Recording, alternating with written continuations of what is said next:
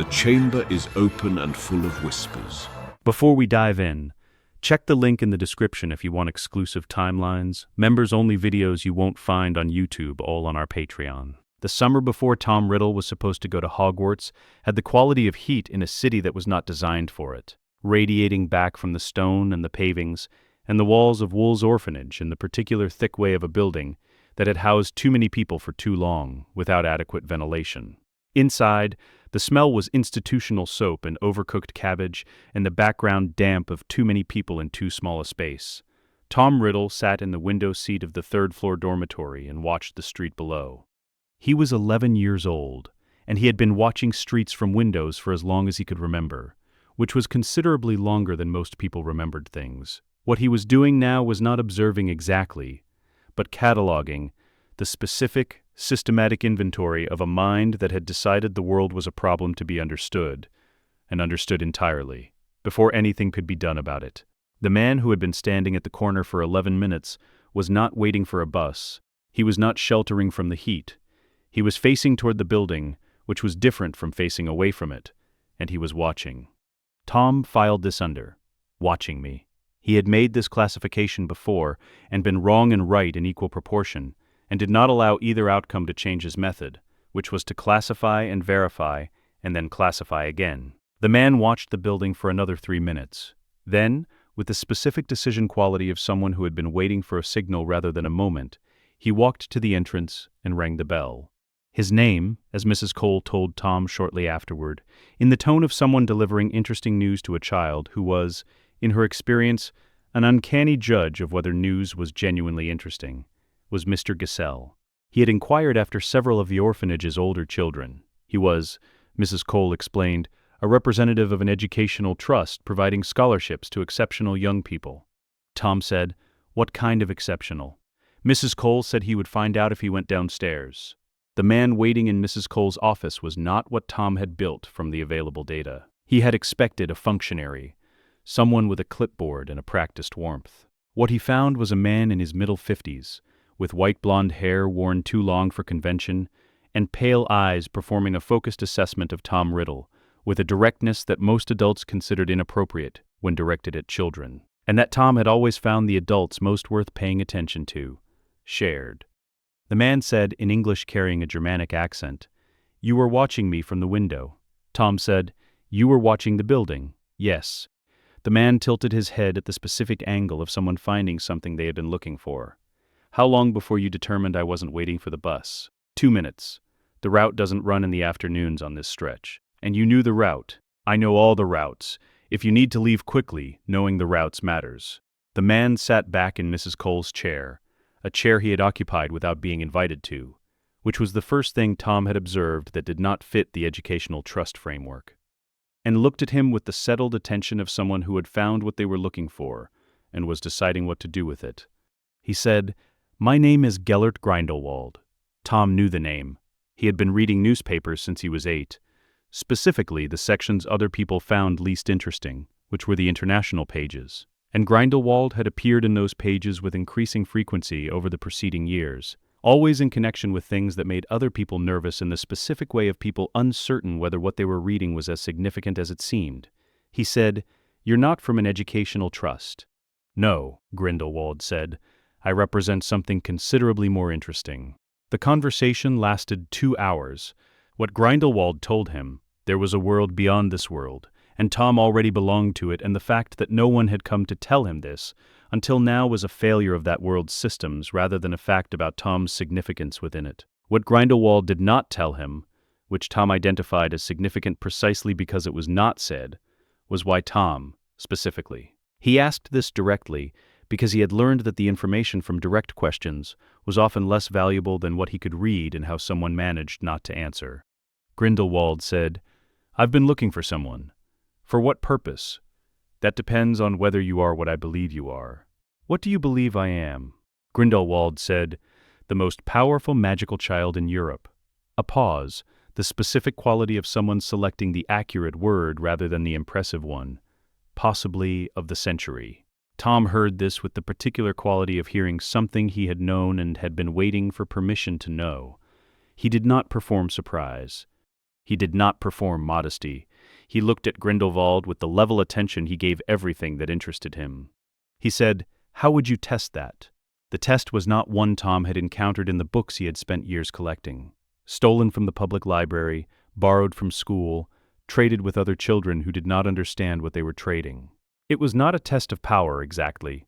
It was a test of structure, the specific geometry of Tom's magical nature, readable through a diagnostic method that Grindelwald described as developed from the fragmentary surviving work of an ancient Greek dark wizard named Herpo, dead for 15 centuries, whose papers existed only in private collections and in the kinds of places that only people who knew what to look for could find. What the diagnostic showed, a magical core of extraordinary magnitude, organized along lines that Grindelwald called architectural rather than instinctive. Tom's magic did not operate through emotional discharge, the way most children's magic did. It operated through structure, precise, layered, self-reinforcing, that most wizards spent decades building through deliberate practice, and that Tom had apparently assembled without knowing he was building anything at all. Grindelwald was quiet for a long time after the diagnostic resolved. He said, "Do you know what you've done?" "I haven't done anything," Tom said. "It was already there." "Things that are already there," Grindelwald said, "are built by something. The question is whether they are built by accident or by attention." He looked at Tom with the complete assessment of a man encountering something that matched the object he had been searching for and was deciding whether the match was complete. He said, "I have a school, not the British one, something different in a different place, teaching different things. I have been building it for 11 years. Tom said, "What does it teach?" "Everything that matters." A pause, which is considerably different from everything that is taught. Tom looked out the window.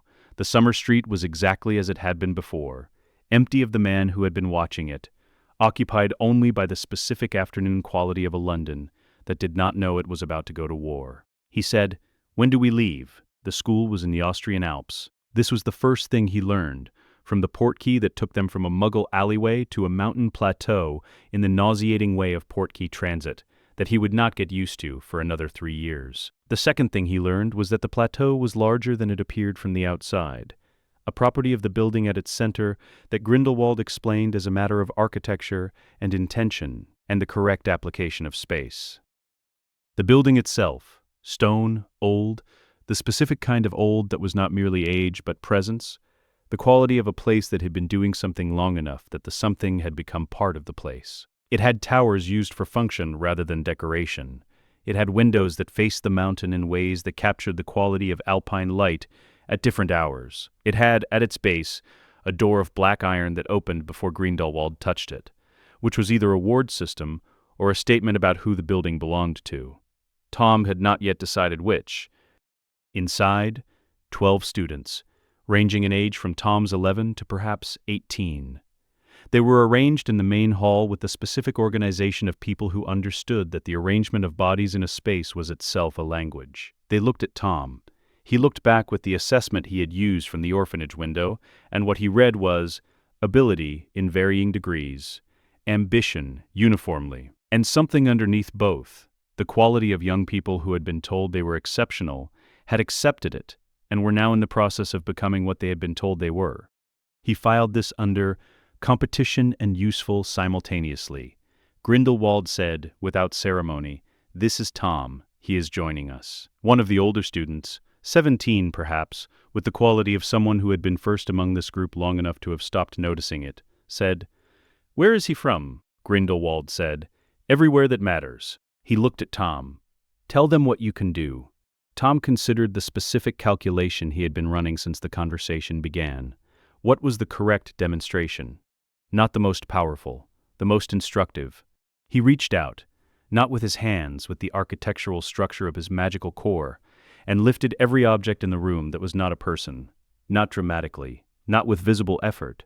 Chairs, books, instruments, candles in their holders, all of it simultaneous, all of it precise, all of it held at exactly the height where it was visible to everyone and threatening to no one. He held it for 10 seconds. He set it all down. The room was quiet with the quality of quiet that follows a recalibration.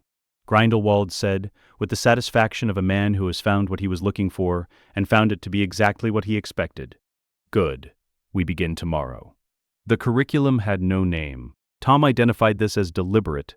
In the same week, he identified that the school had no official enrollment records, no standardized assessments, and no address on any map he could access through the library. The absence of a name was deliberate, because Grindelwald understood, and Tom came to understand it in the first month, that the thing you name, you also limit.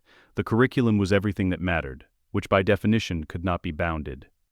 What this meant in practice, Tom learned Latin and Greek in his first month, not because Grindelwald assigned them, but because the most interesting texts in the library required them, and Tom was not willing to wait for a translation. He learned arithmancy from a woman who arrived at the school for 3 weeks and never introduced herself by name, whose diagnostic of Tom's mathematical architecture produced in the third session a silence he filed under, "I have surprised someone who is difficult to surprise."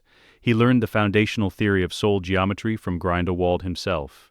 In evening sessions the other students were not invited to, which told him something about his position in the school's hierarchy that he was already beginning to understand.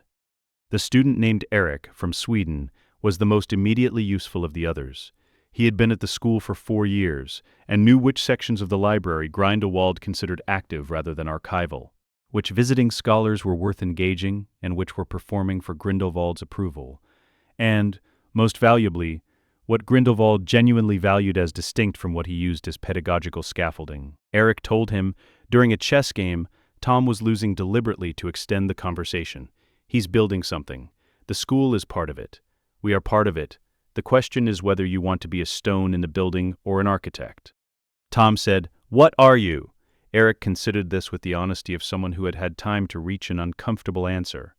"I've been a stone for 4 years. You've been here 3 months, and you're already something else." "He talks to you differently," Eric continued.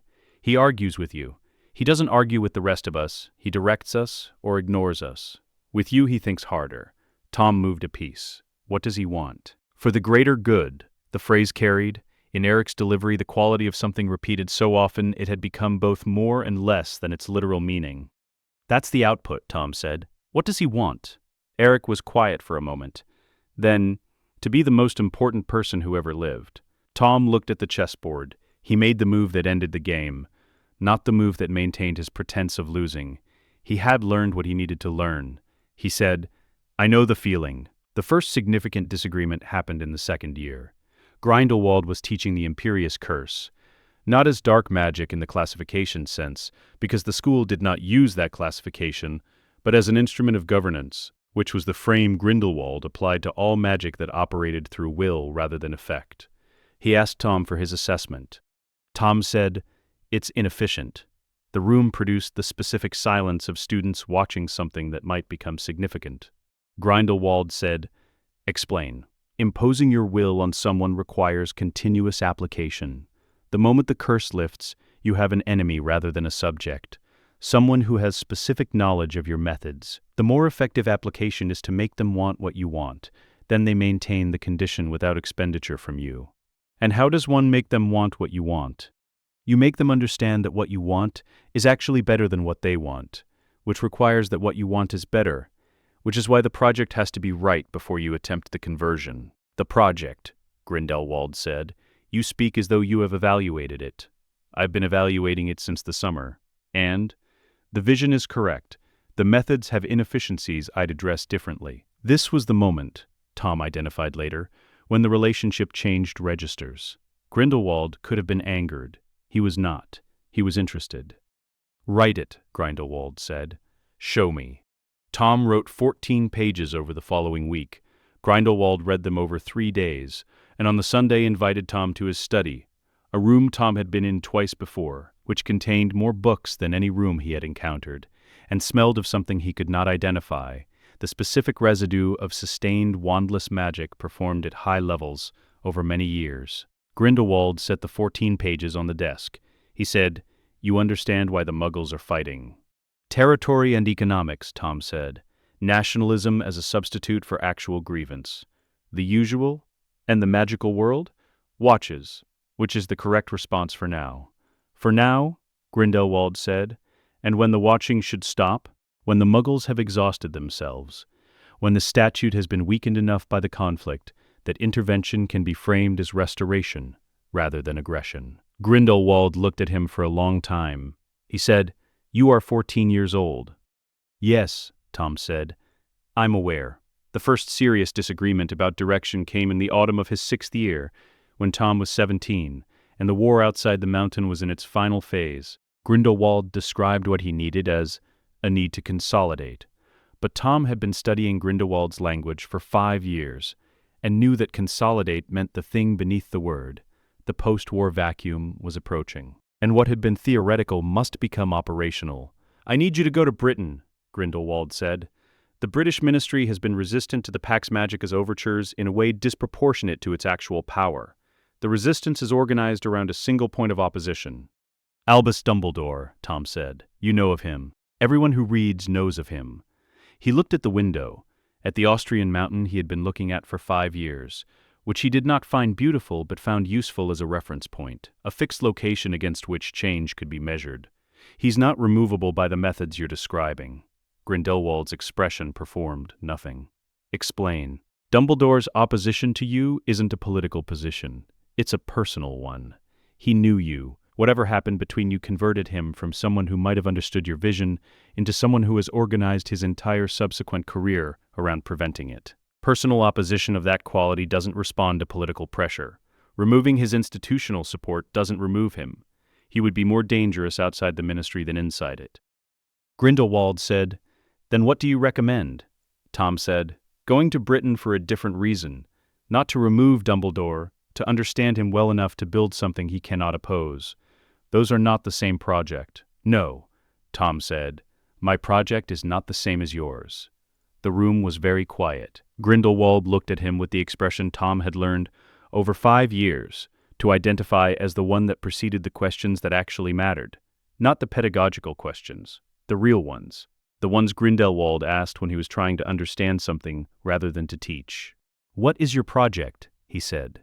Tom looked at the mountain through the window. He had been revising the answer to this question since approximately his 3rd week at the school, and had been refining it ever since. He said, "Permanence." He said, "Everything you're building depends on you. The Pax Magica is Grindelwald. When Grindelwald is gone, the Pax Magica goes with him. You are building a world and you are its single point of failure." He looked at Grindelwald directly. "I am interested in building something that does not have a single point of failure. Something that does not end when the person who built it ends." A pause. "Something that cannot end." Grindelwald said, very quietly, "You've been thinking about death. I've been thinking about its inverse, which is not the same as thinking about death." The fire in the study made its sounds. Outside, the Austrian winter continued its patient accumulation. Tom looked at Grindelwald, who had been the first person to see what he was, and the first person to give him the vocabulary to understand it, and understood with the complete clarity of a 17-year-old who had been taught to think by one of the most intelligent people alive, that he had just, for the first time, allowed Grindelwald to see what he actually wanted. Grindelwald said, "You're going to surpass me." Not a question. Not pride exactly, the specific quality of a man who had built something and was watching it become something he had not entirely planned. Tom said, "That was always the plan." Grindelwald said, "Yes," and something in his voice was the most honest thing Tom had heard him say in 5 years. "I know." The village was quiet in the way of places that do not know they are about to become historical. Tom Riddle, Lord Voldemort, in every register that mattered to the people who knew him. Tom in the register he had never allowed anyone to use since he walked out of the Austrian school for the last time. And Grindelwald watched him go with the expression of a teacher who has completed his work, walked through Godric's Hollow without concealment. He did not need concealment. The village's inhabitants were asleep, or celebrating, or in the cases of the 3 households whose members belonged to the Order of the Phoenix, watching their doors with the vigilance of people who believed their security measures were sufficient. Their security measures were not sufficient. He had been planning this visit for 16 months, since the moment Severus Snape, shaking-handed, pale with the understanding of what he had done and could not undo, brought him the fragment of prophecy. He had been studying the Potter family's protections since July. He had identified the Fidelius charm's theoretical weakness, not in the charm itself, but in the human being carrying the secret. Human beings always had weaknesses that spells did not. Peter Pettigrew's weakness had taken 11 days to find. The application had taken one conversation. He reached the cottage gate. James Potter died in the entrance hall. This was not precisely what Voldemort had planned. He had intended James Potter to be incapacitated, because a dead man cannot be questioned, and there were questions about the Order's structure that would have been useful answered. But James Potter charged rather than yielding, and the charge was fast and committed, and Voldemort acknowledged it with the quality of someone who recognized genuine courage and found it entirely irrelevant to the situation. The killing curse took James Potter in the chest. He climbed the stairs. Lily Potter was not surprised in the way Voldemort had expected. She had heard the curse below and had used the seconds between James's fall and Voldemort's ascent to prepare. She was standing at the center of the room with the infant behind her, and she was speaking words that Voldemort identified in the first syllable as ancient magic of the sacrificial love category, a working he had spent considerable time studying, since the Pax Magica's research archives gave him access to Grindelwald's complete theoretical library. She was 3 words from completion. He cast the Imperious Curse. Not the killing curse. The Imperious because he had learned in 36 years of operation that the Imperious applied at the precise moment of a ritual's performance creates a specific kind of interruption that the killing curse does not. The killing curse stops the caster. The Imperious does not stop them. It redirects them, introducing a foreign intention into the ritual structure at the moment of its completion, which collapses the working the way a bridge collapses when the keystone is replaced with something that does not fit. Lily Potter's words stopped, not because she lost consciousness. She did not, and this was important. This was the thing the ancient texts were precise about and that Voldemort had verified 3 times before tonight. She stopped because the word she was about to speak was not the word her intention was now forming. The Imperious replaced the intention. The ritual required genuine intent, and the intent was no longer hers. The love ward did not form. He looked at the infant in the cradle. The child was 15 months old and awake, unusual, and looking at Voldemort with the quality of attention that Voldemort last recalled encountering in a mirror, years ago in a dormitory at Wool's orphanage. Not fear, assessment. The systematic inventory of a mind that had decided the world was a problem to be understood. He stood at the cradle for a long time. The Maledictum Hereditas was the working he had been preparing since the middle of the previous decade, when he understood that the Horcrux approach, the soul fragmentation he had been practicing since his first murder at 17, in a cold room in a Scottish seaside village, had a limitation that the alchemical theory from Grindelwald's library could address. A Horcrux in an object is static. A Horcrux in a living being grows. He had not been planning to use it tonight. He used it tonight because the diagnostic he ran on the infant in the 30 seconds he stood at the cradle produced a reading he had seen once before in his life, in an Austrian school, more than 40 years earlier, when Gellert Grindelwald held a crystal above an 11-year-old's head and read the architecture of his magical core and was quiet for a very long time. The infant's magical core was architectural rather than instinctive, organized along lines that most wizards spent decades building through deliberate practice. The most significant magical reading Voldemort had encountered since his own. He performed the Maledictum Hereditas. The mark settled into the infant's forehead.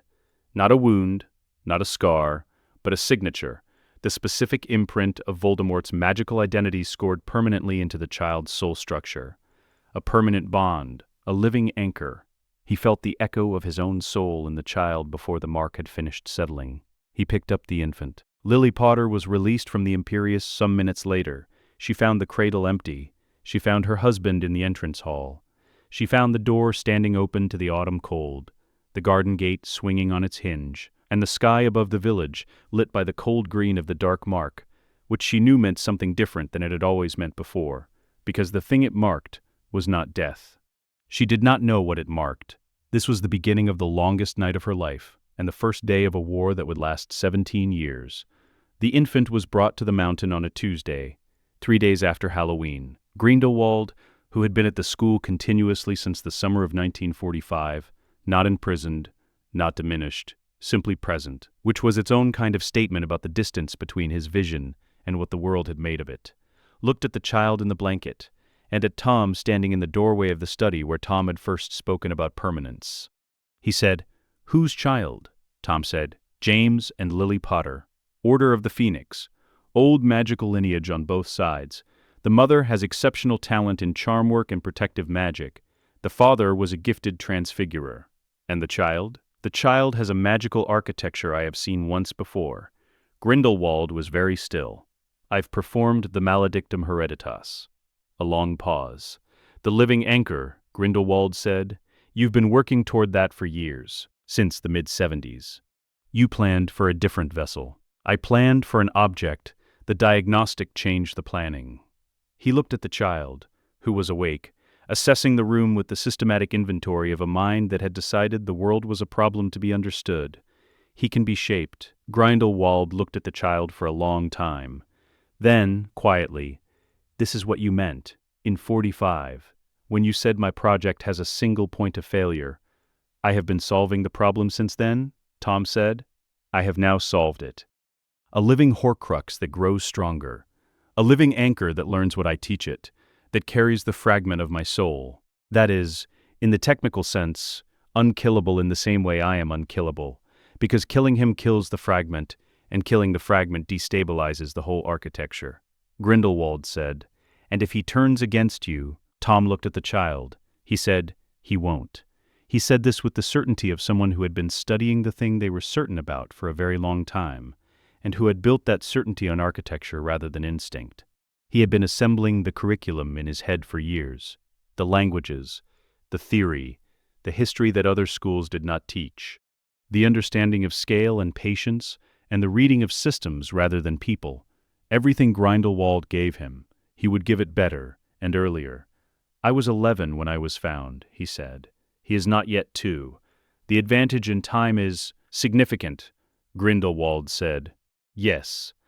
Grindelwald looked at the child. He looked at Tom. He said with the expression of a man who had built something and was watching it become something he could not have planned, "What will you call him?" Tom looked at the infant, Harry Potter, who would grow up knowing another name, shaped by a hand that intended to be more precise than the one that had shaped Tom Riddle in an Austrian school more than 4 decades ago. He said, for now, what he is, the heir. The heir walked through the barrier at platform 9 3/4, with his trunk in one hand and a copy of Advanced Rune Translation in the other, which he was reading while walking because standing still in transit was wasted time. And wasted time was a habit he had been corrected of at approximately age 4. His name, for the purposes of the British wizarding world and its records, was Harrison Slater. The name had been chosen with the specific care Voldemort applied to things that must function on multiple levels simultaneously. Harrison, because the British ear finds familiar names unexamined. Slater, because it was the surname of a carpenter or a roofer, nothing that invited the particular attention of a world trained to react to certain names. Harry Potter, as far as the British wizarding world knew, had been taken by Voldemort on a Halloween night a decade earlier, and had not been seen since. What had happened to him was one of the war's open questions, alongside others. What had happened to the Longbottom boy? What had become of the Order's intelligence network? What had happened to Albus Dumbledore, who had gone to ground in the early part of the decade, and had been operating through intermediaries since? The heir knew all of this. He knew it the way he knew most things, precisely and completely, because Voldemort taught with the method learned from Grindelwald and refined over 4 decades of application. You teach the whole picture, including the picture of yourself as seen by people who oppose you, because a leader who does not understand his opposition's model of him cannot account for the gaps in that model. He boarded the train. He chose a compartment in the second carriage, with specific considerations applied to all spatial decisions. Sightlines, exits, the acoustic quality of the surrounding compartments. He settled his trunk, opened his book, and was 7 pages further in when the compartment door opened. The girl who entered was brown-haired, carrying books, and evaluating the available space with the systematic attention of someone assessing multiple variables simultaneously rather than simply looking for a seat. She said, "Is this compartment taken?" He said, without looking up. "No." She sat. She produced her own book, Hogwarts, a history, and he registered in his peripheral vision that she was reading at twice the rate of someone encountering new material. He said, still reading, "You've already memorized it." A pause. "What makes you say that?" "Your eyes move at twice the speed of someone reading new material. You're confirming, not acquiring." Another pause. Longer. He looked up. She was looking at him with the quality of someone who had just been seen in a way they were not expecting, and was deciding whether this was interesting or threatening. She said, "Hermione Granger." He said, "Harrison Slater." Ron Weasley arrived 30 minutes later, looking for somewhere to sit, and the hour that followed told him things about British wizarding youth that he filed alongside the briefings Voldemort had provided about the specific families he would encounter. The Weasleys were genuine opposition. 7 children, Arthur Weasley at the Ministry, people who held their position because they believed in it rather than because it served them. Ron was the 6th child, and had the quality of someone who had spent 11 years trying to locate the thing that was distinctly his, rather than his brother's, which made him someone who could be trusted with certain kinds of honesty and who responded poorly to perceived condescension. He managed Ron correctly, treating him as what he was, genuinely good-natured, with a spatial intelligence the British wizarding world consistently undervalued because its assessments were calibrated for verbal and theoretical performance, rather than as what his family position might suggest. Ron responded to this with the specific ease of someone who had not been treated as a variable in someone else's calculation, which was, the heir noted, exactly what he was. By the time the train reached Hogsmeade, he had 3 pieces of information he had not possessed when he boarded. First, Hermione Granger's intelligence was the cross-disciplinary analytical variety that most magical schools would fail to fully develop because they had no framework for it. Second, one of Ron's older brothers in the Order of the Phoenix was operating from a location Voldemort did not know. Third, a boy named Neville Longbottom in the next compartment, who came looking for a lost toad and stayed for 5 minutes of quiet conversation, possessed an intuitive magical attunement that his apparent clumsiness entirely concealed. He filed all 3. He returned to his book. Hogwarts was larger than the reading. This was not a surprise. He had been taught to expect that reality is always larger than documentation, that the gap between the written record and direct experience is not a failure of the record but a property of genuine scale. What surprised him was the quality of the castle's magic, readable through the diagnostic faculty Grindelwald had taught and which he had been refining independently for years. The castle was not merely a building with defenses layered over it. It was itself a form of attentiveness, not aware in the way of a person, but aware in the way of something that had been doing, one thing for long enough that the doing had become structural. He read the castle while the first years crossed the lake. He read it while McGonagall, whose face he recognized from Voldemort's memories of the early 40s, older now, with the quality of a person who had kept vigil for a decade and had not allowed the vigil to break them, addressed the assembled first years in the entrance hall. He read it when the sorting hat was placed on his head. The hat was old in the way of consciousness rather than material. It had been sorting students since the founders were alive, which meant it had been reading human magical architecture for centuries. It read him. He led it, which was different from not being able to stop it.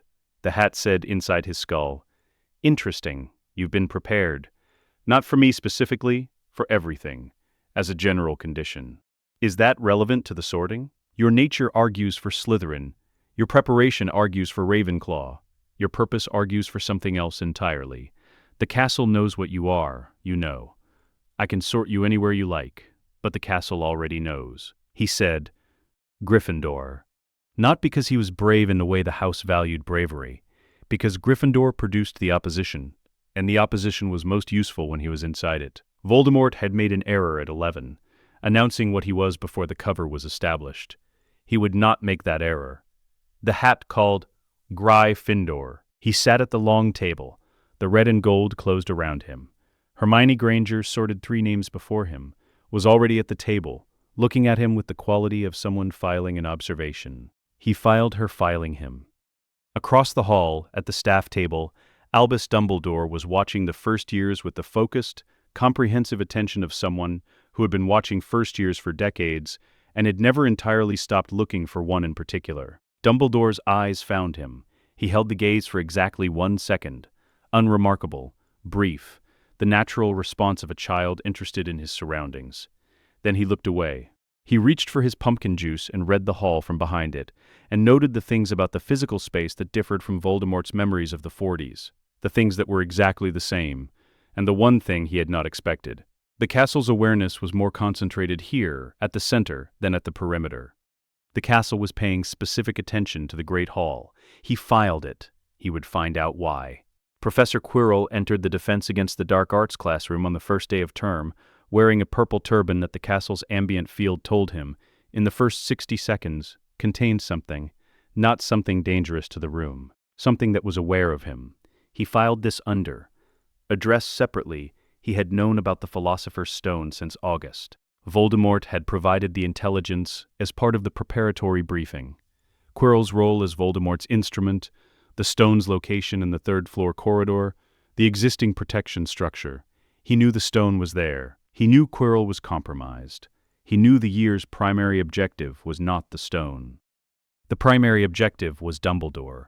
Specifically, reading Dumbledore, understanding him with the completeness that Voldemort had not achieved in 40 years of opposition, because Voldemort had always encountered Dumbledore as an obstacle rather than studying him as a system. He would do it correctly. Quirrell taught badly. Not in a technical sense only.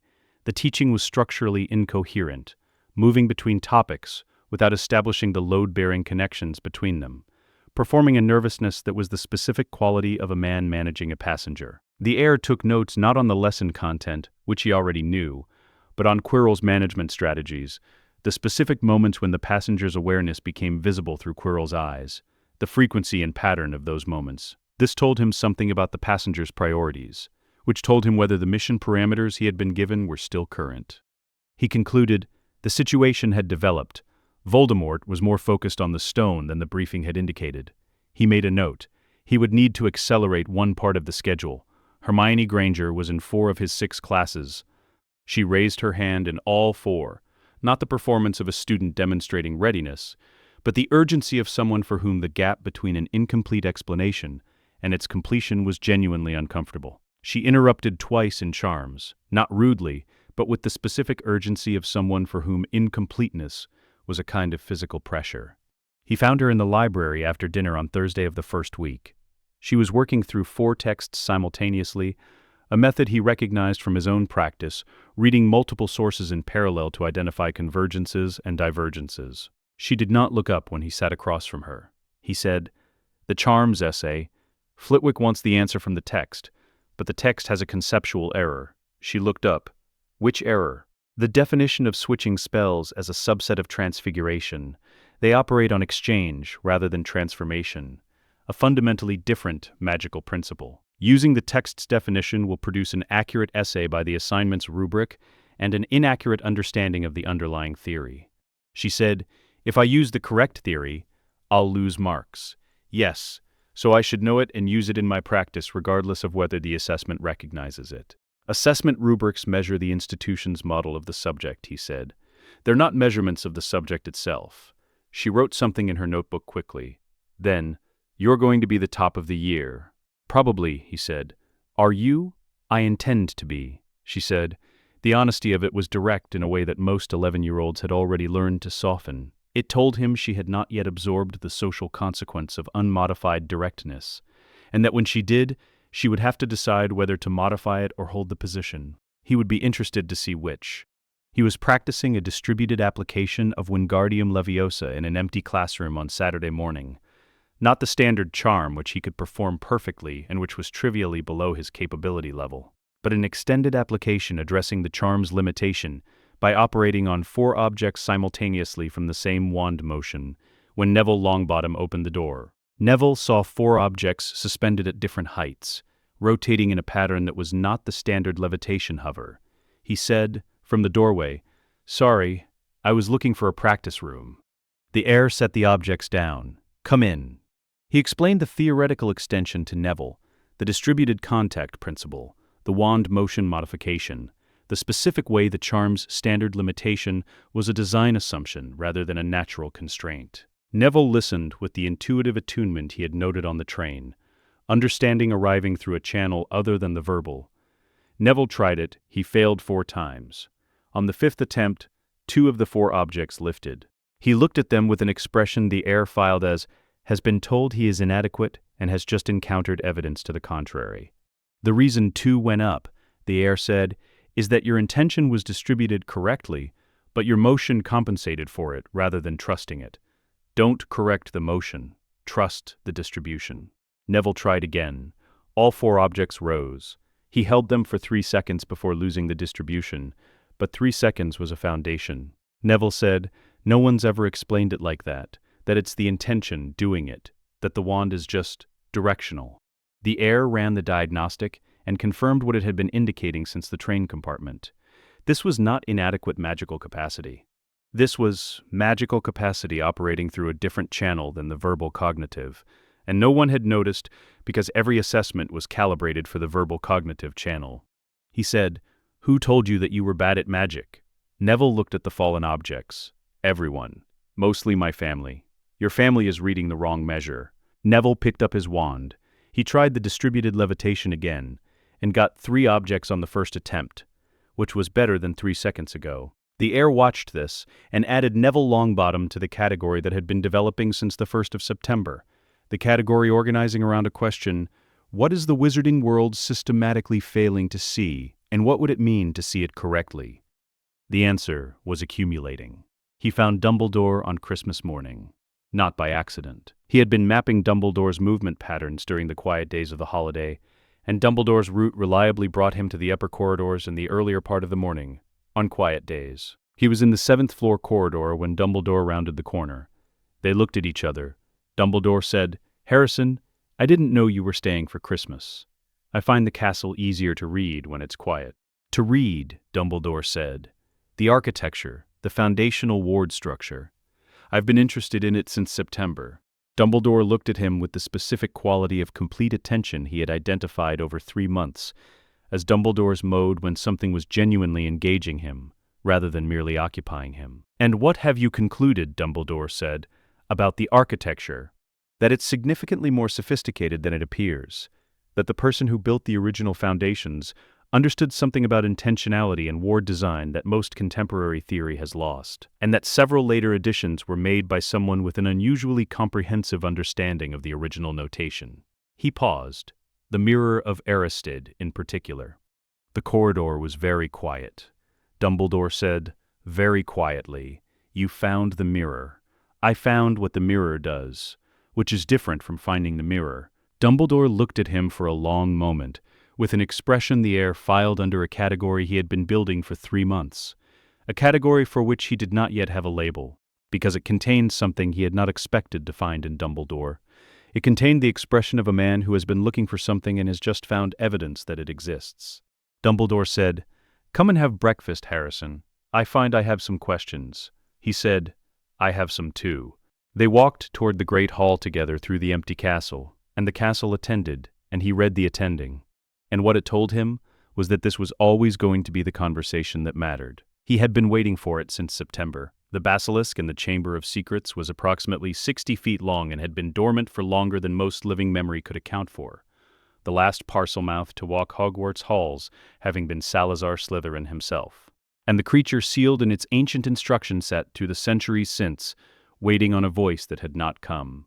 Until that autumn, when Ginny Weasley arrived carrying a diary. He had been watching the symptoms since the beginning of term, the petrifications, the writing on the wall, the rooster deaths.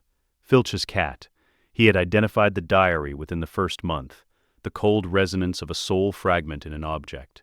Recognizable because he had been living with a soul fragment in his own forehead since infancy, and knew its specific frequency the way other people know a voice. He had traced the chamber's location by the end of October, mapping the pipe network beneath the second-floor bathroom, through the diagnostic with methodical patience. He had not intervened because intervention required a decision about mission parameters he had not completed making. The calculation had 3 components. First, operational.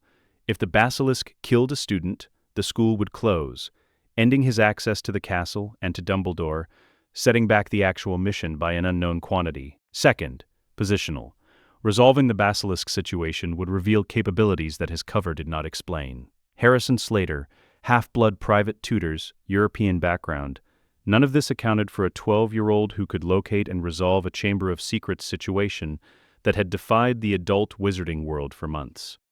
Third, something without a clean label. Hermione Granger was in the hospital wing, petrified since the 14th of December. He had visited twice.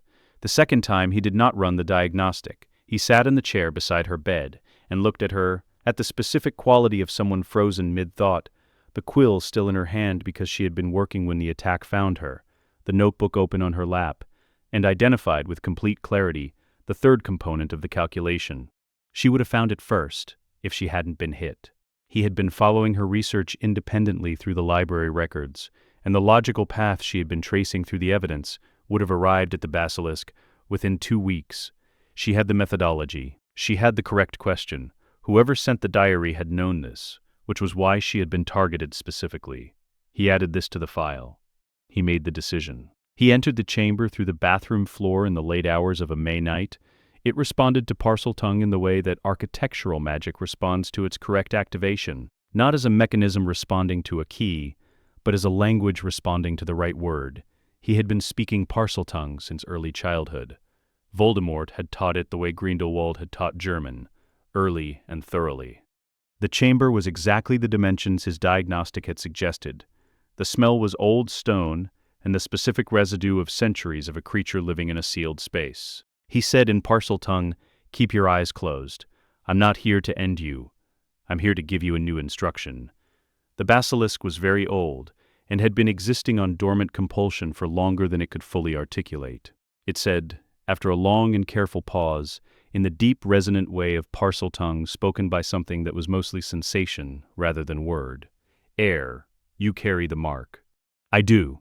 The voice in the girl, that voice does not carry the mark. It has no authority over you. The instruction you've been holding, I am suspending it. The new instruction is no further attacks. A pause with the quality of something very ancient recalibrating. "Confirmed," it said. He turned. Then, because he had been precise in all things and had no reason to be less precise here, "I'll return. There are things you know about this castle's foundations that I need to understand. This is not a one-time conversation." The basilisk said with something that was not quite emotion but was the remnant of a capacity for it after centuries of solitary instruction. "It has been a long time since someone came to understand rather than to use." He said, "I come to understand first. What I use comes later." He left the chamber. The diary he retrieved the next morning during charms, taking it from Ginny Weasley's bag and replacing it with a blank duplicate of identical size and cover. A transfiguration performed in a 3-minute window when her bag was under the desk and her attention was elsewhere. He destroyed it that evening in a disused bathroom using one of 3 basilisk fangs he had retrieved from the chamber and carried since in a lead-lined case. He knew the specific vulnerability of a soul fragment to this material. He had known it since he was old enough to understand what the fragment in his own forehead was. The cold resonance stopped. The mandrakes restored the petrified students in June. Hermione was out of the hospital wing within the hour, and in the library within the hour after that, picking up her research thread exactly where she had dropped it in December. He found her there on her second day back. She was working through the evidence she had assembled before the attack, reconstructing the logical path with focused precision. She looked up. "You stayed for Christmas." "Yes." "The chamber stopped. The attacks stopped in December. The Mandrake Restorative wasn't ready until June." He said, "Yes, that's not a coincidence. I'd be careful about what you write down about it." She was quiet for a moment. Then, "You're not what you're presenting as." "Very few people are. The interesting question is what I'm presenting as, versus what I actually am, versus what you can verify." "What can I verify?" "That the attacks stopped, that no one was killed, that whatever happened in December was not related to the faculty's investigation, which has been ongoing and unsuccessful." She said, "You're telling me to assess by outcomes." "I noticed you were close," he said. In the research, before December, he shelved a book that had been placed incorrectly. Incorrectly shelved books bothered him in the same way incorrectly resolved arguments bothered him. "You would have gotten there." She looked at the shelf. She looked at him. "I know," she said. "Thank you for—" "I know." He returned to his own table. He opened his working notes and added a new entry below the current documentation.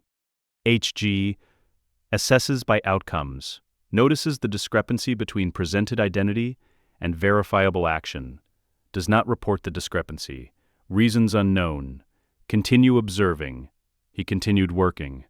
Plaw, the goblet of fire was not what it presented as. He identified this within 48 hours of its arrival in the Great Hall, running the diagnostic on an object claimed to be a neutral selection instrument, while his reading of its foundational architecture suggested something more precise. The goblet's architecture was a contract engine. Someone had configured it before it arrived, and the configuration was recent, weeks old, not the original enchantment structure. Someone had pre-encoded a preference structure that the goblet would honor above its surface function. He filed this under Voldemort's current operational initiative. He had been tracking this initiative since August, through the diagnostic readings the Maledictum Hereditas gave him access to, not Voldemort's thoughts. The bond did not work that way, but the ambient emotional quality propagating through the connection, the specific pattern of anticipation and urgency had been building since the World Cup, and was distinctly different from the patience of sustained planning quality he had been reading for 13 years.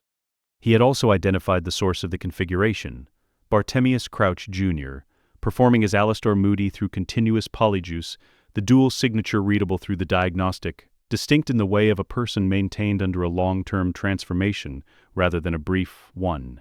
He entered his name in the goblet, not his cover name, but his genuine magical signature, the architectural core that the diagnostic read as Harry Potter, wrapped in a notation structure that translated that signature to Harrison Slater for the goblet's output, while maintaining the genuine signature at the binding layer. This was technically demanding and had taken 3 evenings to solve.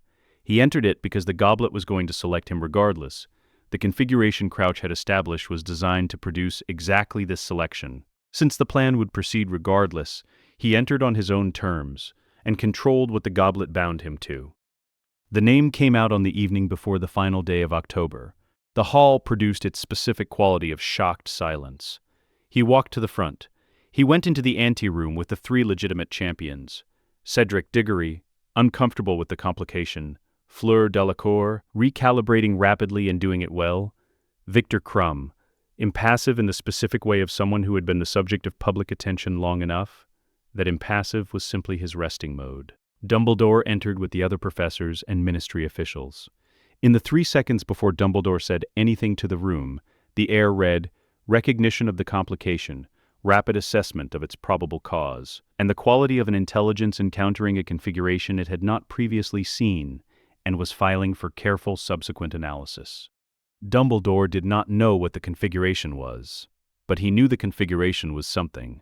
The heir filed this. In the arena during the first task, facing the Hungarian Horntail, he did not try to get past the dragon. He read the dragon's compulsion architecture, older and more instinctive than the basilisk's, but not less structured, and identified the specific anxious protective state it was in, a creature that had had its eggs interfered with, and was guarding against further interference. He relocated the dragon's clutch to a position several meters away from the golden egg, using a precise combination of summoning and placing charms informed by the diagnostic, shifting the dragon's attention without triggering the aggressive protective response. The dragon's attention shifted. He picked up the golden egg. He walked out of the arena. He translated the Mermish clue from the egg that evening. He had learned Mermish at 9 from an unspeakable who had visited the Austrian school for a semester, and prepared for the lake task without discussing his preparation with anyone. The maze in June was a diagnostic, not an obstacle course. He had identified this in February, when the design of the maze's curse structure revealed itself through the ambient field as a series of assessments rather than impediments, each calibrated to reveal something about the champion encountering it. He navigated it accordingly, allowing the obstacles to take the readings they were designed to take, while controlling what those readings produced. He reached the cup. Cedric Diggory reached it behind him. He slowed his approach in the final corridor for the 47 seconds it required for Cedric to reach the same point, and the portkey took them both to the graveyard. Cedric Diggory was killed before either of them could react, Wormtail moving on pre-given instruction rather than judgment. He filed Cedric's death under cost of operational engagement, irreversible. He processed the implications in real time, not the same as processing them later, but what the situation allowed. This was a death that would require an accounting. Not from Voldemort, from him. The ritual proceeded. His blood entered the cauldron. The new body rose. He looked at Voldemort standing in the graveyard, rebuilt partly from his blood, and felt through the Maledictum Hereditas bond the specific quality of the connection between them. Older than tonight. Older than the graveyard. The bond placed when he was 15 months old, and which he had been examining from the inside for 13 years. He looked at the man who had killed his parents and taken him and made him into what he was, and performed the complete assessment he had been building since the Austrian school gave him the language for it. He completed the assessment. He did not share it, he filed. He maintained the connection between the wands when the Priori Incantatem created it, held it for what he needed, and then took Cedric and the portkey back. Dumbledore closed his office door and looked at the air across the room with the complete, settled attention of someone who had decided that the management of what each of them knew had been continuing long enough and was going to apply direct force to it. He said, "Who are you?" The air looked at the specific quality of the question, not what are you, but who, which was the question of someone who had already done significant work on the nature question and was now addressing the harder one. He said, "That's the right question. I know it is," Dumbledore said. "I've been building toward it since Christmas. So have I." The fire in the office made its sounds. Fawkes slept on his perch. Phineas Nigellus watched from his frame with the continuous attention that only portraits achieve. He said, "If I tell you we're committed to a specific sequence of events, I need to know the sequence is what I believe it is before I commit to it." Dumbledore said, "What do you believe it is?" He said, "That you already know Voldemort made a Horcrux, and that you know he made more than one, and that you have been working on the problem of what to do about it for longer than you have been letting anyone see." Dumbledore said very quietly, "Yes." He said, "Then we can have the conversation." 3 weeks after the graveyard, the conversation between Dumbledore and the heir had been running across 11 sessions. What Dumbledore had told him, the Horcrux theory developed across 20 years of oblique research, the specific objects he suspected, the diary, which he knew was destroyed, he had not said how he knew, the ring, located to the Gaunt shack, not yet retrieved, the locket, the cup, the diadem, the snake, and one more, which Dumbledore named directly in the 7th session. "I believe Voldemort made one without intending to, on the night he killed James and Lily Potter." The heir said, "You're describing the Maledictum Hereditas." Dumbledore was very still. "It's not a standard Horcrux. The bond is bilateral, which a standard Horcrux is not. The fragment in me is linked to the fragment in him in a way that creates interdependency. Destroying his Horcruxes weakens the anchor structure, but does not dissolve the bilateral component. The standard approach fails here." Dumbledore said, "What is the non-standard approach?" He said, "I've been modeling it since I was 9. The Order of the Phoenix reconvened that August. He was not invited. Dumbledore had not yet told the Order what he was, maintaining the flexibility to categorize him later. He attended anyway. The ward architecture of 12 Grimmauld Place was old black family magic of a kind he had been studying since the Austrian school's library gave him access to the family's private grimoires. The ward's intent detection structure had been written in an ancient notation that distinguished literally between those who came to harm the house and those who did not, in the way of very old magic that operates on the letter of its conditions rather than their spirit. The heir, arriving to gather intelligence rather than to harm, passed through the gap between the ward's letter and its intent. He listened from the upper floor. The meeting was in the kitchen. He could hear it clearly through the ward's ambient field. What he learned, the Order's current membership, 14 adults, and the specific capabilities each brought, the division between what Dumbledore was telling the Order and what he was not, a gap he documented carefully. The Order's current theory of the heir's own identity, that Harry Potter had been killed in the graveyard, and that Harrison Slater was either coincidence or a Voldemort stratagem whose purpose had not yet revealed itself. Sirius Black was speaking when he finished the capability mapping. He sat on the stairs and listened. Sirius was arguing that Dumbledore was managing too much information centrally, that the Order's effectiveness was compromised by members making decisions without the full picture. He was making this argument with the precision of someone who had been making it for a long time and had learned to make it more accurately with each repetition. He was right. He was also describing, without knowing it, the structure that Grindelwald used in the Pax Magica, and that Voldemort used in his own network, and that all large covert organizations converge on. One person knows everything. Everyone else knows what they need. The difference between what Grindelwald did and what Dumbledore was doing was not the structure. It was who the structure served. Sirius Black came out of the kitchen. He stopped. He said, "Who are you?" Not the first time this question had been asked. He said, "Harrison Slater. Hogwarts? I know who you say you are. Who are you?" He ran the interpersonal diagnostic, the reading of a person's current state from the available signals. What he read: someone stripped of most of what makes a person feel like themselves over 12 years in Azkaban and 2 more as a fugitive, who had consequently developed a very precise radar for people performing an identity rather than inhabiting one. He said, someone who's been listening to your meeting. How did you get in? The wards? A gap in the intent detection structure. Very old magic interpreted on its literal conditions. Sirius was very still. He said, you were in the graveyard. You were the 4th champion. Yes, Cedric Diggory was killed before I could prevent it. That is the correct statement.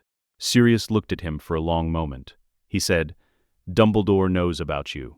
Yes. Does he know you were on the stairs? Not yet. Are you going to tell him? Yes. It would be strategically counterproductive not to. I'm also going to tell him that your argument about centralized information management is correct, and that his current approach has a specific vulnerability he should address. Sirius said, you're going to walk into Dumbledore's office and tell him he has a problem with his operational security. I'm going to present the analysis. He'll draw his own conclusions. He usually does. Sirius looked at him. He said, Harry Potter was my godson. He said, I know. You know what happened to him? I know what people believe happened to him. Sirius was very still. The kitchen door was closed. The ward architecture of Grimmauld Place continued its old, patient work around them. Are you going to tell me? He looked at Sirius Black, who had loved James Potter, who had been betrayed by the person closest to him, who had lost 12 years to a wrong conviction and 2 more years trying to do something useful with what remained, and ran the assessment. He said, not tonight. Tonight I need you to not tell the Order you found me here. Can you do that? Why? Because the way you tell them matters as much as what you tell them, and tonight is not the right configuration. If you tell them tonight, the question of how I got in becomes the story rather than what I heard. Dumbledore will spend 2 weeks managing the entry question instead of the information question. The information question is more important, Sirius said. That's a very cold calculation. Yes. Does that make it wrong? A long pause. Sirius said, no. It makes it something James would never have said and Harry would have said without knowing why. He looked at Sirius. He said, I'll come back when the configuration is right. He left Grimmauld Place and walked through the summer London night toward the portkey point he had established in July, and filed the evening's data in the appropriate categories.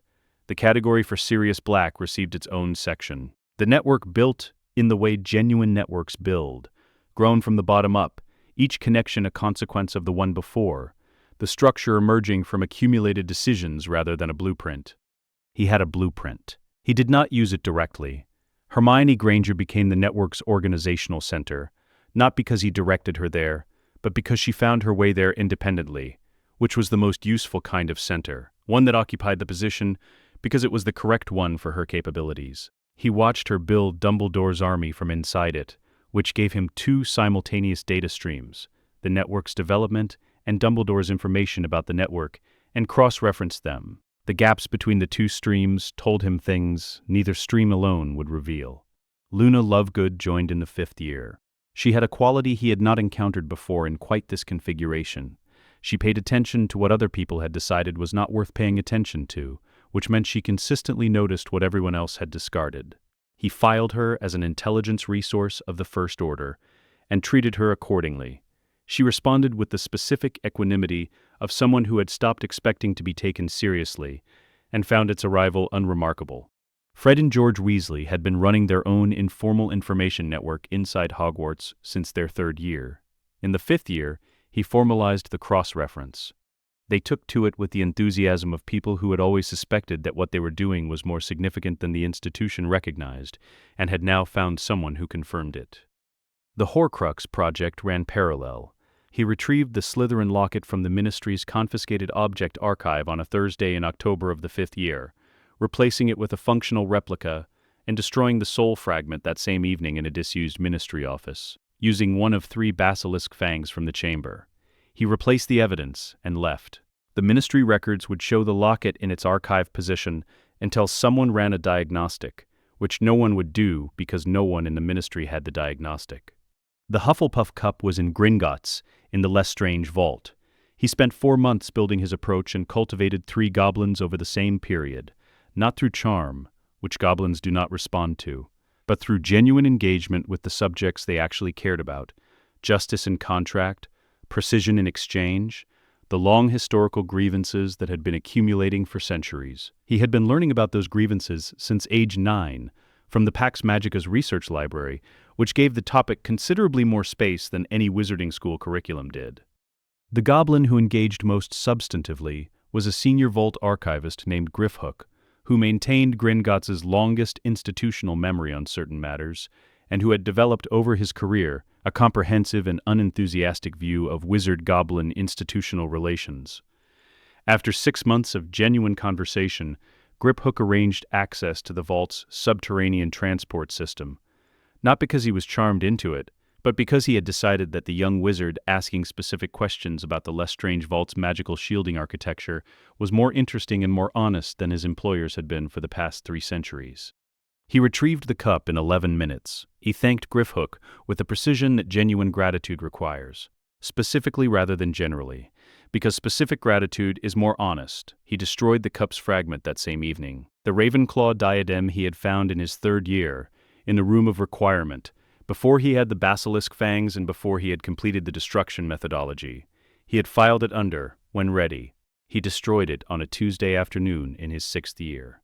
Dumbledore retrieved the gaunt ring that same summer, and cursed his hand in the process. The outcome the heir had warned against in their 5th joint session, in which he had presented a non-contact destruction methodology that would have avoided the curse. Dumbledore had gone to the gaunt shack without telling him, which was the centralized information management problem Sirius had described in the kitchen of Grimmauld Place, and which Dumbledore had been gradually but not fully correcting.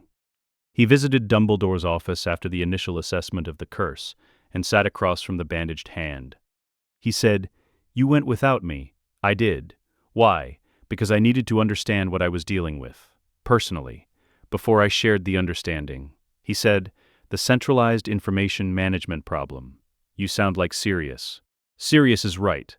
The question is what you're going to do about it now that your hand is demonstrating the cost." Dumbledore looked at the bandaged hand. He looked at the heir.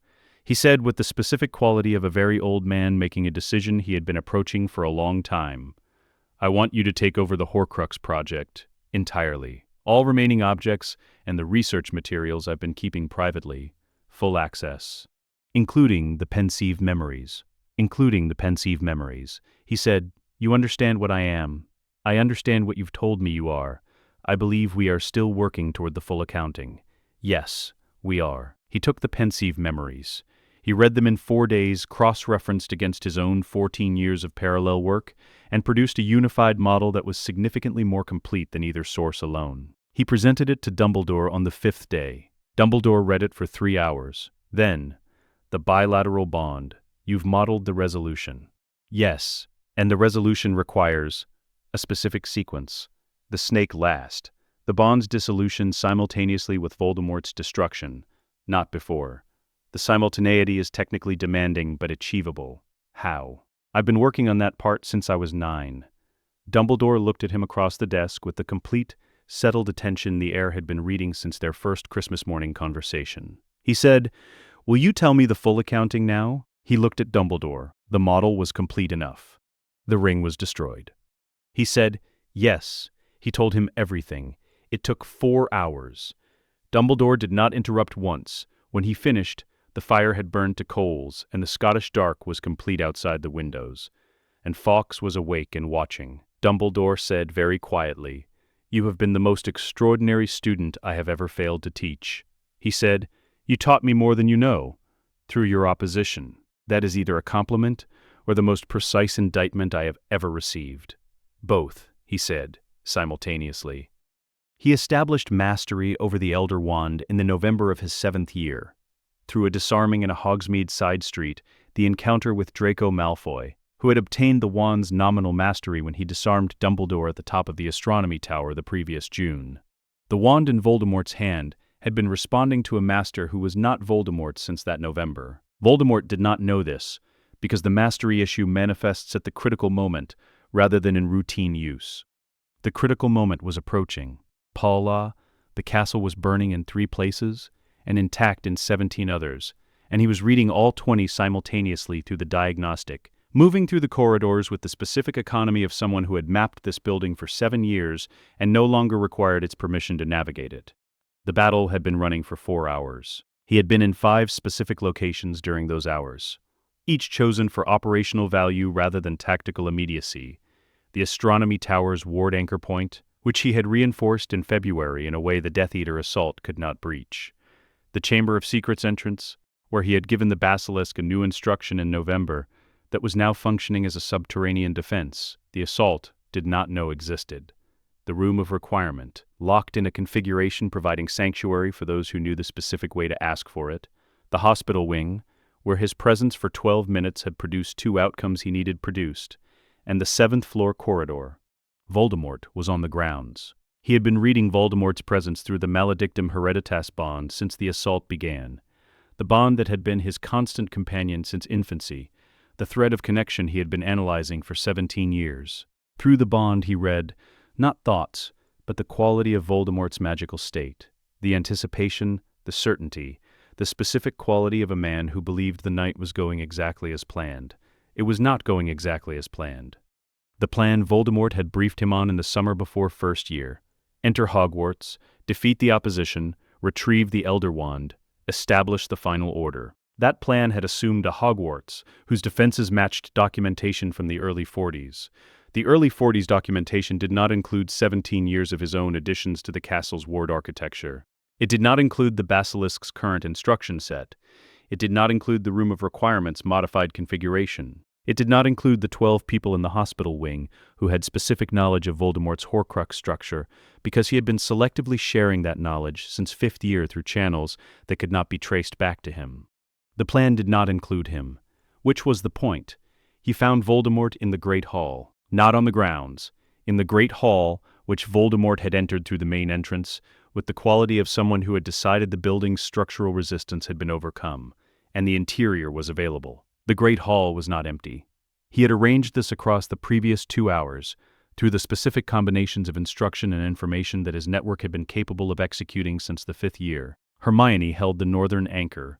Neville coordinated the castle's outer defense perimeter, the specific kind of distributed tactical role that his intuitive magical attunement made him uniquely suited for, and that 4 years of deliberate development had prepared him to execute with precision. Luna managed the non-combatant evacuation through the Room of Requirement exit with the specific efficiency of someone who had been paying attention to the things other people discarded. Fred and George held the 3rd-floor junction, running their information network in parallel with their combat roles, as they had always done. The people in the Great Hall were there because they knew what this moment required, which they knew because he had been precise in telling them. Voldemort stood at the hall's center and assessed the power distribution in the space. The air was at the hall's edge, in the position he had chosen because it was outside the primary sight line of someone entering through the main doors. He stepped into Voldemort's peripheral vision. Voldemort turned. The specific quality of the moment when Voldemort saw him was something he had been modeling for years, and he found the reality to be precisely what the model predicted. Not surprise. Voldemort had been managing the impression of invulnerability for 50 years, and surprise was incompatible with that impression. Through the bond, he read, rapid recalibration, the quality of a brilliant and dangerous mind encountering a variable it had not accounted for, and adjusting its operational model in real time. The recalibration took 3 seconds. Through the bond, he read, Voldemort arriving at the correct conclusion, you were never what I made you. Voldemort said it aloud. No, he said, I was always what I made myself. You provided the conditions. The Pax Magica, the curriculum, the diagnostic method. Yes, and you've used all of it against me. I've used all of it to build something. What it's built against is a consequence of what you chose to be. Voldemort raised the Elder Wand. He had been preparing for the Elder Wand problem since he read Grindelwald's research materials at age 12. The Elder Wand responds to mastery, established through conquest in the technical sense, meaning magical dominance rather than merely physical defeat. He had established mastery in November. The wand in Voldemort's hand had been responding to a master who was not Voldemort for months. Voldemort did not know this because the mastery issue manifests at the critical moment rather than in routine use. The critical moment was now. Voldemort cast. The killing curse left the Elder Wand and traveled the 40 feet between them and met the sacrificial protection, the working his mother had begun constructing on the night she died. The working interrupted by the imperious when she was 3 words from completion, the love ward left unfinished for 17 years, and which he had finished. In January of that year, in a working requiring 3 months of preparation, and the specific mathematical framework developed from Ravenclaw's foundational ward notation and Grindelwald's soul geometry research, Lily Potter had begun the love ward, but had not finished it. He had finished it. Not for himself. In its standard form, a love ward is passive, expended in its first use. He had built it as an active architecture, a standing ward embedded in the castle's own foundational structure, keyed to his blood and extending to every person in the building he had chosen to extend it to. The killing curse rebounded, not back to Voldemort. The standard sacrificial protections mechanics would kill Voldemort, but not resolve the bilateral bond, because the bond is not destroyed by Voldemort's death alone. The bond required simultaneous resolution. The curse rebounded through the maledictum hereditas bond itself. The bilateral structure meant that a curse traveling through the bond's channel encountered both endpoints simultaneously, both fragments, the one in him and the one in Voldemort, both dissolved simultaneously. The dissolution took 11 seconds. He experienced it as the absence of something that had been present since before he was capable of registering its presence. The cold thread of the bond, always part of the internal landscape, which was now not there. The absence was not painful. It was the largest quiet he had ever experienced. Voldemort experienced it as the collapse of the architecture that had been sustaining him for 5 decades. Not death exactly. The technical description was disintegration, the specific dissolution of a magical being whose soul structure had been fragmented to the point where the fragments were the structure, and the fragments were now gone. He went down without drama. This was the thing the event's later retellings would struggle to convey, how undramatic the actual moment was. The most significant dark wizard of the century, the figure around whom 50 years of war had organized, lay on the floor of the Great Hall of Hogwarts in the early hours of a May morning, and was gone. The Great Hall was very quiet.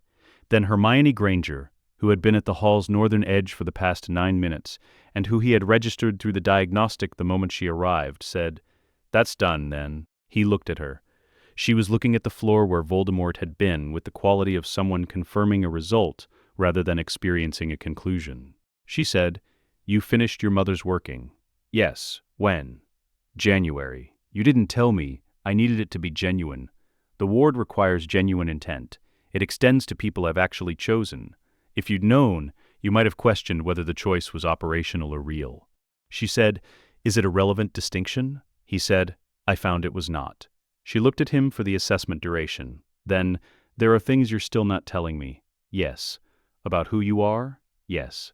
"Are you going to?" He looked at the great hall, the people moving through it, the castle settling, the specific quality of a building that had been holding something for a very long time, and had now set it down. He said, "Yes. Tonight." "All of it?" "All of it I know how to say. Some of it I'm still working out how to say." She said, "That's honest. I try to be. About what I am, not always about what I want, but about what I am."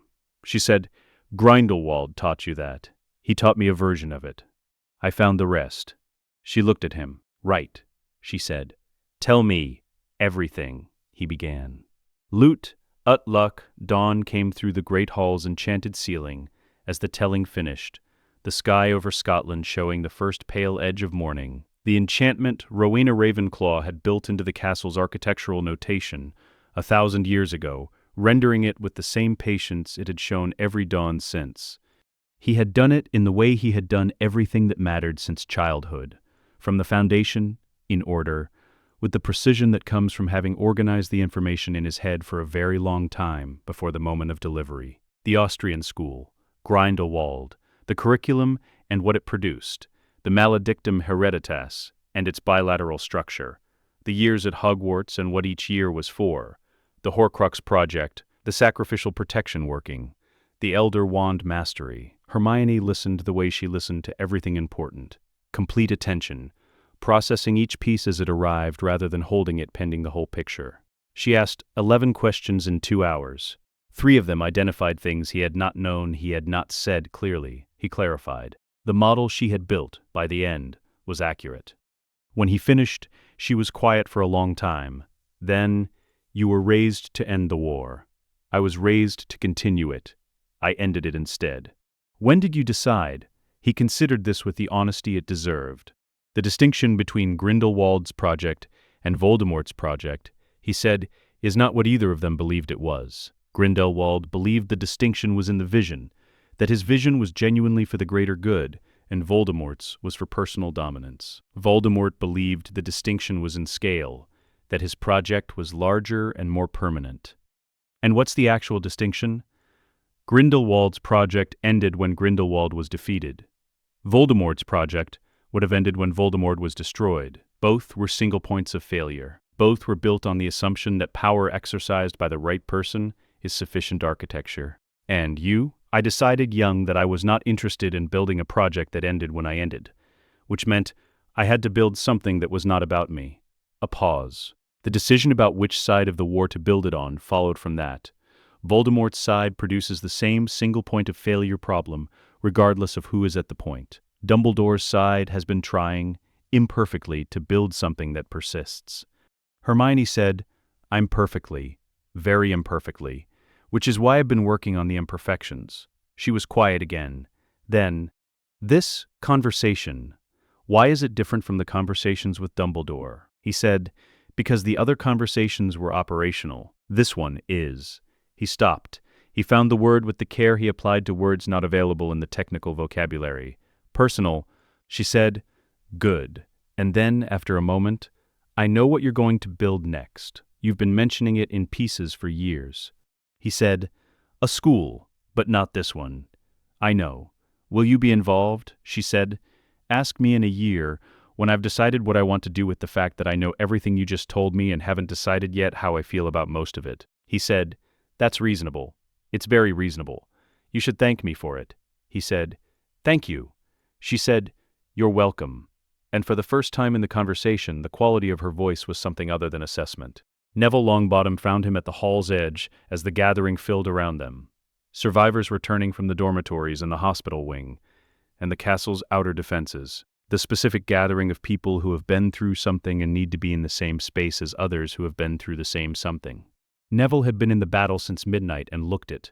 He stood beside the heir and looked at the hall. He said, "You were on the stairs at Grimmauld Place, in the summer before 5th year."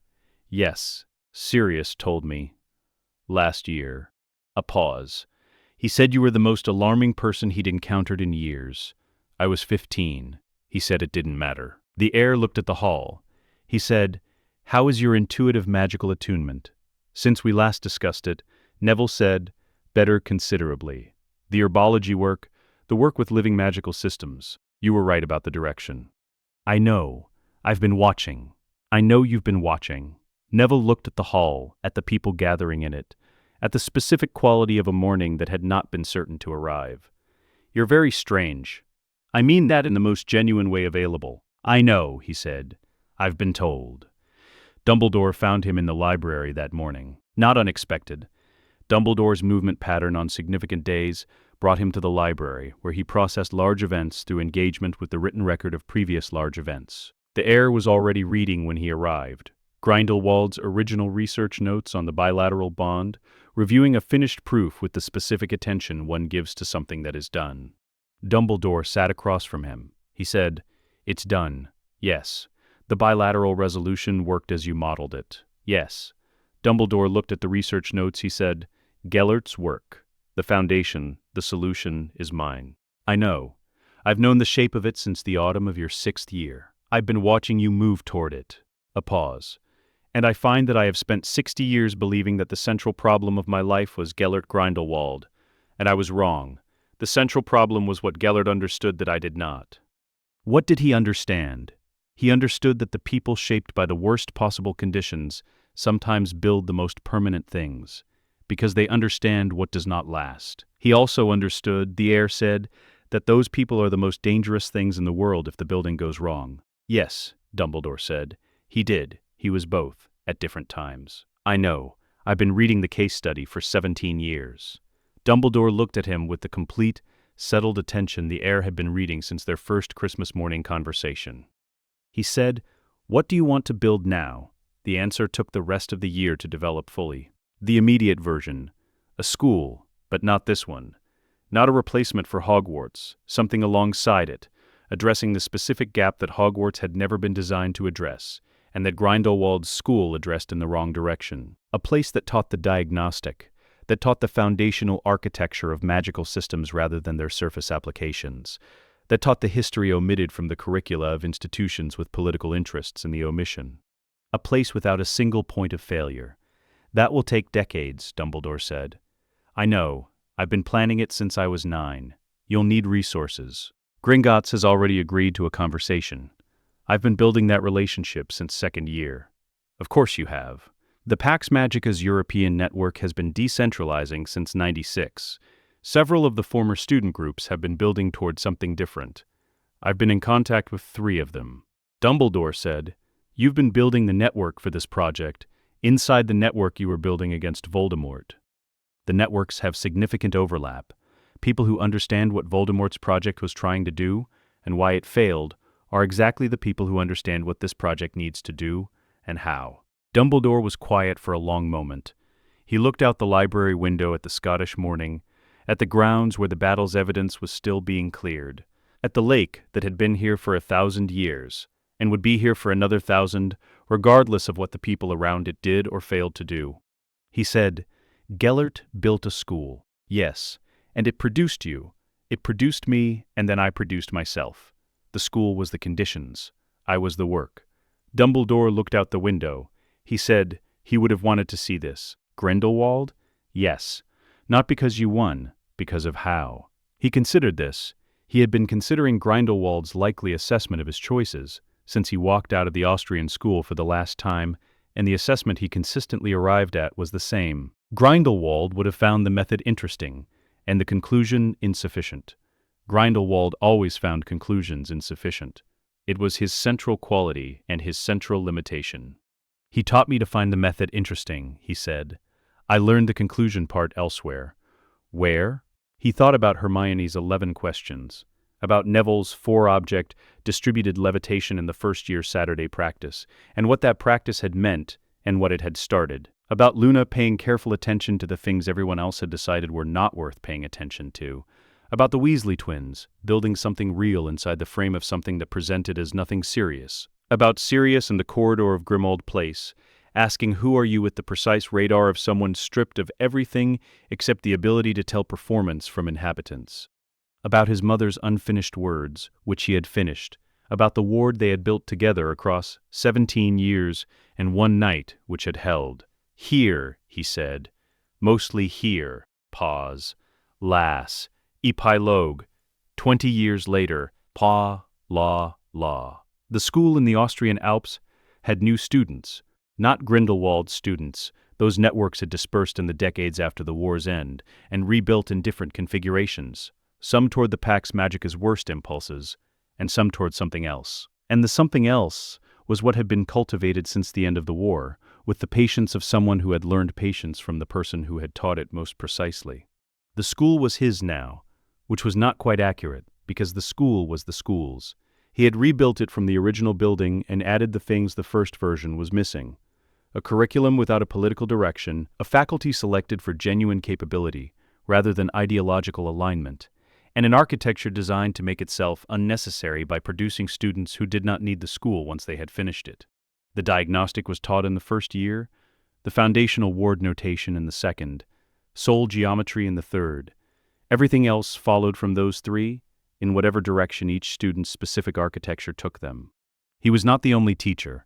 He was not the principal teacher. He had arranged it so that he became progressively less necessary to the institution's daily operation, which was the correct way to build something meant to outlast you. He visited twice a year. Hermione taught at Hogwarts for 3 years and then stopped, for reasons that were hers, and then taught at the Alps school for 3 years and stopped, also for reasons that were hers. What she did instead was the thing she had found herself doing in the gaps between the teaching. Research that the diagnostic made available when applied to problems that had not previously been addressable, which was most problems. She published 17 papers in the first decade, 32 in the second.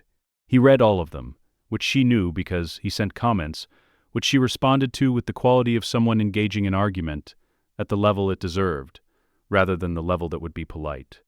They were correct for each other in the way that people who found each other at 11 on a train and spent 17 years in the same building, working on the same problems, are sometimes correct for each other, not without friction, not without the specific difficulty that comes from two people who are each very precise about very different things, but correctly.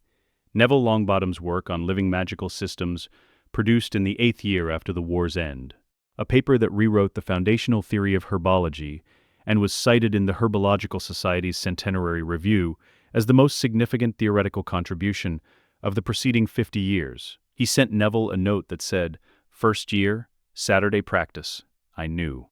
Neville sent back, "I know you knew. So did I."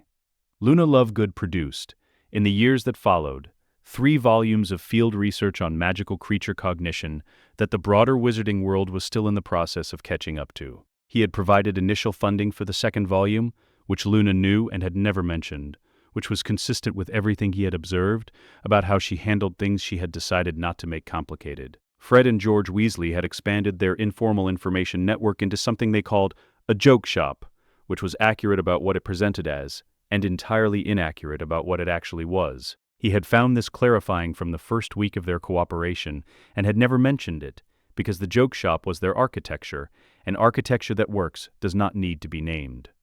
Sirius Black had lived to see the war's end. He was the person who told the Order, eventually, what Harrison Slater actually was, in the configuration that the heir had said was not tonight, which arrived 18 months after the night on the stairs, in a meeting at Grimmauld Place that lasted 4 hours and produced, at its conclusion, the specific quiet that follows not a recalibration, but a settlement. Sirius had said, afterward, James would have had things to say about all of this. He had said, "I know. Would you want to know what they were?" He had thought about this for a moment with the honesty it deserved. Yes. Sirius told him, it took another hour. Some of it was not what he had expected. Most of it was precisely what he should have expected had he been applying the diagnostic to James Potter rather than to the situation. He filed all of it under a category he created for the purpose, which had no label, which was the correct label for it. More than 2 decades after the night in Godric's Hollow, he sat in the first-year classroom at the Alp School, 14 students. He was reading the diagnostics, assembling the architectural profiles, identifying the specific shapes of what each of them was, and what each of them might become. This was the work he found most interesting, which was why he kept returning to it even when the institution no longer needed him to. A girl in the 3rd row had an architectural profile he had seen twice before in his life. Not identical.